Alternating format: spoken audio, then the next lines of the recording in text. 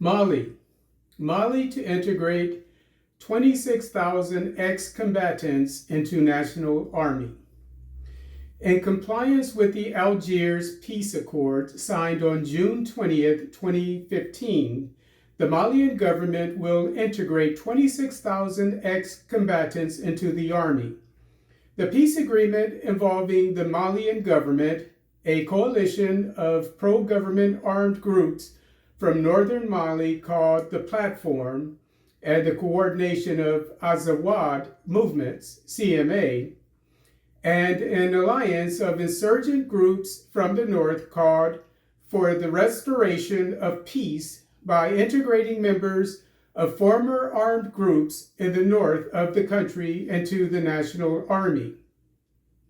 According to Barron's, quote, the plan is to progressively redeploy the army in major municipalities in the north in the form of mixed battalions made up of equal numbers of traditional soldiers, ex-rebel fighters, and pro-government armed groups, unquote.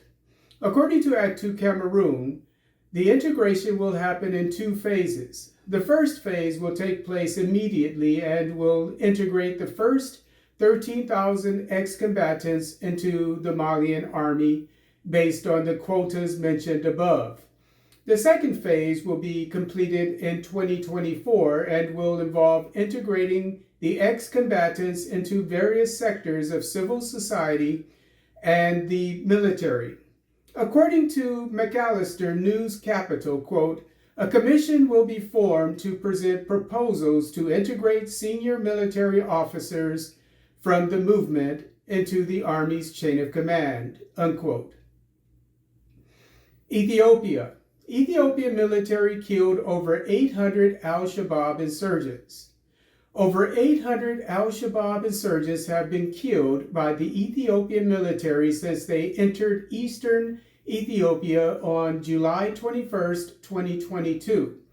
According to Iran, 813 al-Shabaab militants, including 24 leaders, have been killed in battle during a joint operation of the Ethiopian National Defense Force, Ethiopian Air Force, and Somali Region Special Forces after the insurgents crossed the Somali border into eastern Ethiopia under the cover of darkness.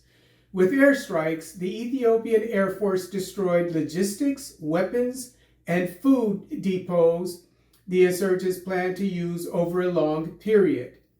The airstrikes also killed the 24 leaders, including propaganda chief Fuad Mohammed Khalif Shengole, spokesman Abdul Aziz Abu Musa, and head of Bokol Zone and the Ethiopian borders Ubeda Nur Ise.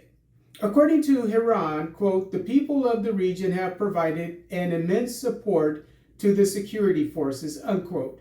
Somali Region Special Forces Commissioner General Mohammed Ahmad said al-Shabaab attacked the border towns of Ato, Yed, El Berde, and Wosha. The joint forces destroyed many weapons and trucks used by the insurgents. Ethiopia. Ethio Telecom and Dashen Bank launched new fintech services.